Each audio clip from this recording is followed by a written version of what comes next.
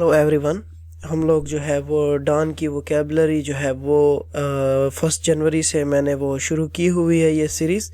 तो आप जो है इसको जो है वो step by step daily basis पे फॉलो करें ताकि आप लोगों की वोकेबलरी जो है वो इन्हेंस हो सके।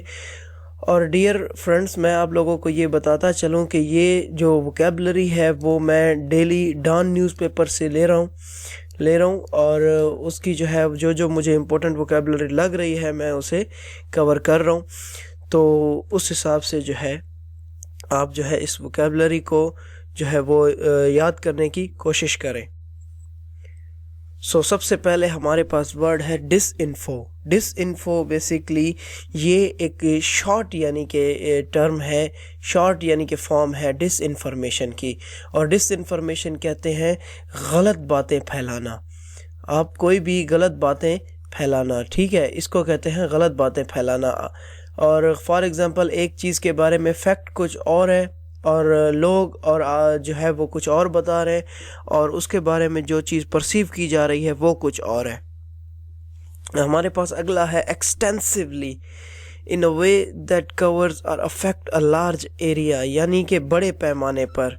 ठीक है, एक्सटेंसिवली एक ऐसा वे जो कि कवर करता है बहुत बड़े एरिया पर, यानी कि बड़े पैमाने पर। ठीक है, ये चीज़ हो रही है एक्सटेंसिवली, इसका मतलब है ये चीज़ हो रही है बड़े पैमाने पर। उसके बाद है बोटल नेक बेसिकली देखें, बोटल नेक कब यूज़ होता है? बोटल नेक दो रोड्स हैं, अगर वो जा रहे हैं और ऐसे यहाँ पर जा कर के बंद हो रहे हैं तो यहाँ पर बेसिकली क्या हो जाती है, सिचुएशन जो है वो इतनी कंफ्यूजिंग हो जाती है कि आगे जाना बहुत मुश्किल हो जाता है। या फिर इसकी मिसाल आप ऐसे भी ले सकते हैं कि किसी रोड पर ट्रैफिक का इतना जैम हो जाना कि उसके आपको जो है वो आगे के लिए रास्ता भी ना मिले। तो अगर हम इसी चीज़ को एक सिचुएशन के पर्सपेक्टिव में समझने की कोशिश करें तो बोटल नेक का मतलब होता है एक ऐसी सिचुएशन जो कि बंदे को रोक देती है, किसी प्रोसेस या किसी एक्टिविटी को प्रोग्रेस होने से रोक देती है। अगर हम इसके सिनोनिम की बात करें तो इसका सिनोनिम है लॉग जैम इसका सिनोनिम है। बोटल नेक या लॉग जैम ये दोनों जो है वो अल्टरनेटिवली यूज़ होते भी हैं। उसके बाद है मायस्टिफाई। अब ये मायस्टिफाई जो बेसिकली वर्ड निकला है बेसिकली वो मिस्ट्री से निकला है। ठीक है, मिस्ट्री यानी कि जिसको राज कहते हैं, मिस्ट्री। ठीक है, तो ये वहाँ से निकला है। अगर हम इसको पढ़ें to confuse someone by being और डूइंग समथिंग वेरी स्ट्रेंज और इम्पॉसिबल टू एक्सप्लेन, कोई ऐसी कंफ्यूजिंग सिचुएशन कर देना, कोई ऐसी कंफ्यूजन या ऐसी कॉम्प्लेक्सिटी किसी चीज़ में इंडल्ज हो जाना जिसको समझना बहुत ज़्यादा मुश्किल हो तो उसको कहते हैं मायस्टिफाई करना। ठीक है, बेसिकली ये एक वर्ब है, यानी कि मिस्ट्री क्रिएट करना यानी कि किसी चीज़ को राजदार बनाना। अब कोई भी राज है तो वो इतनी जल्दी तो डीकोड नहीं ना किया जाता, तो वहाँ से आप इसका सिनोनिम आप जो है वो बैफल इसका सिनोनिम है। और जो है ना यहाँ बैफल भी उसी ऐसी चीज़ को कहते हैं जो इतनी कंफ्यूजिंग हो कि समझ ही ना आए।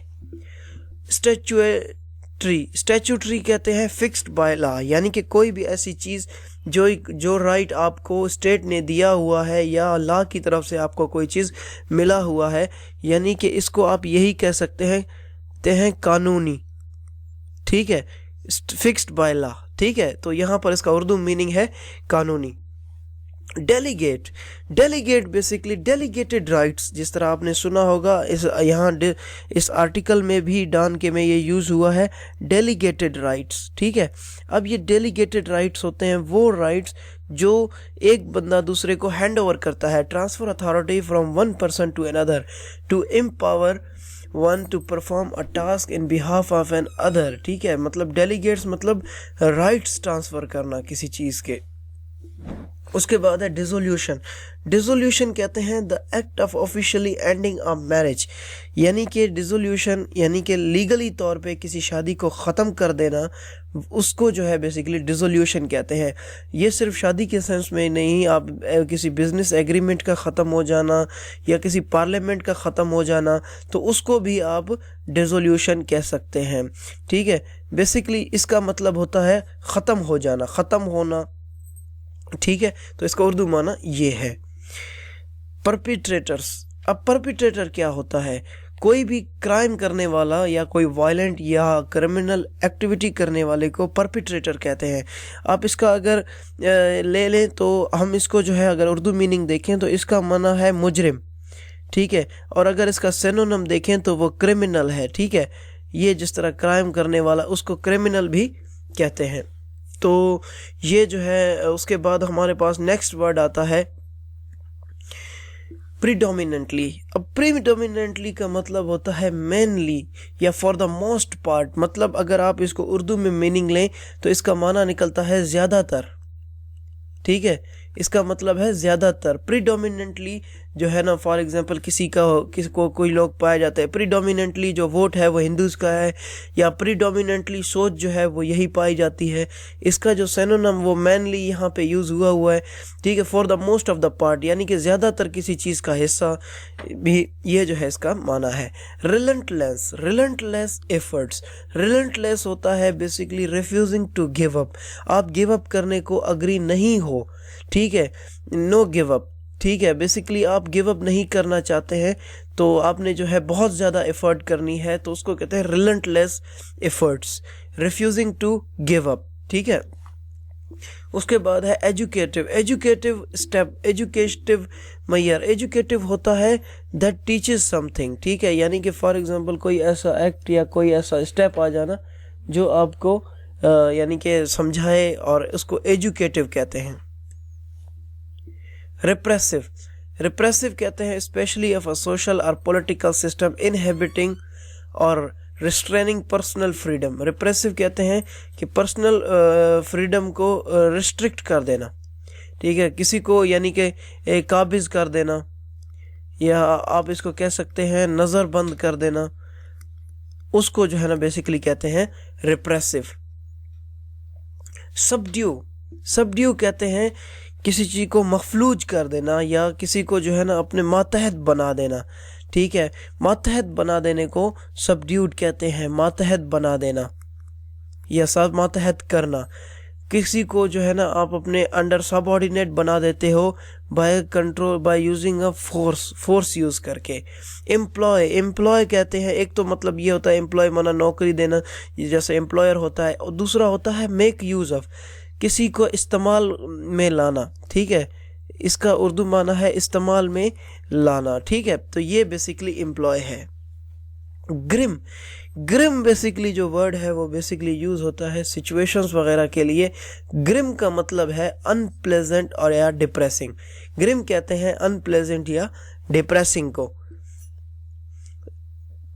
एप, एप यहाँ पर आर्टिकल में वर्ड यूज़ हुआ है एपिंग। एपिंग मतलब कॉपिंग, ठीक है, किसी चीज़ को वैसे ही जो है मिमिक करना, तो इसका मतलब है इमिटेट करना, ठीक है। जिस तरह एक जो एप होता है या एक जो मंकी होता है वो बेसिकली इमिटेट करता है, मिमिक करता है, तो उसको कहते हैं एप। एप इमिटेट मतलब specially in an absurd and unthinking way. Blatant, blatant कहते हैं डन ओपनली एंड अनशेम्डली, ठीक है, मतलब कि बग़ैर किसी खौफ या झिझक के या बेशर्मी के साथ, यानी कि कोई चीज़ करना, ओपनली करना यानी कि सरेआम करना, ठीक है, तो सरेआम करना। डिस्पेंसेशन, डिस्पेंसेशन क्या है?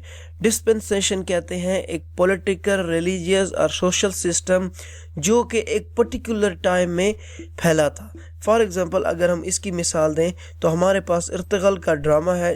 अब ये किस चीज़ को बता रहा है?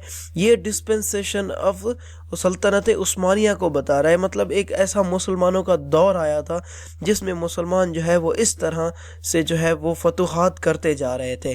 तो बेसिकली डिस्पेंसेशन कहते हैं एक ऐसा पॉलिटिकल, रिलीजियस और सोशल सिस्टम जो किसी पर्टिकुलर टाइम में प्रिवेल करता था। जैसे मतलब फॉर एग्जांपल अगर हम बात करें रिलीजन या पॉपिज़म जिस तरह फैला था, वो तो बेसिकली वो 14th सेंचुरी जो थी उसमें जो है बेसिकली रिलीजियस जो है वो मोनार्की थी। सेगेशियस, सेगेशियस कहते हैं showing good judgement and understanding. Sagacious कहते हैं किसी चीज़ के बारे में वाइज रिप्लाई देना या वाइज शो करना अपनी ना, बेसिकली उसको कहते हैं सगेशियस, अक्लमंदाना। अगर आप इसको उर्दू में देखें तो इसको कहते हैं अक्लमंदाना, ठीक है, सगेशियस अक्लमंदाना। तो इसको जो है बेसिकली सगेशियस कहते हैं। सो ये जो थे वो आज की डान के वोकेबलरी के वर्ड्स थे। आई होप कि आप इनको जो है वो समझने की कोशिश करेंगे, आप ख़ुद भी इनको जो है गूगल करें और मज़ीद जो है इनको समझने की कोशिश करें और वक्तन फ़वक्तन जो है अपनी वोकेबलरी इम्प्रूव करें। सो अगर आप लोगों को कोई इशू हो या इससे रिलेटेड कोई इम्प्रूवमेंट चाहते हैं तो प्लीज़ मुझे कमेंट सेक्शन बताएं ताकि मैं जो है वो अपनी इम्प्रूवमेंट कर सकूं। So thanks for the day.